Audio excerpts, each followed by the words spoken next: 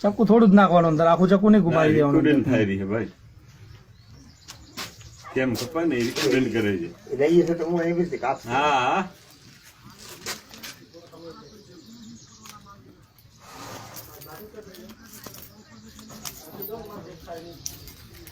ક્યાંથી ચાકુ આગળ જો ઉપરથી આટલી જગ્યા હવે ને ચાકુ આગળ આ ધારી છે ને, જે ધારી આવી ઊભી આવે ને ધારી, ત્યાંથી ચક્કુ ઘુમારવાનું.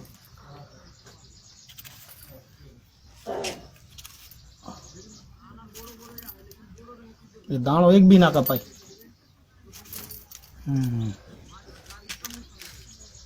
અડધો દાણા કાપી નાખે અમારે છોરા કાપે.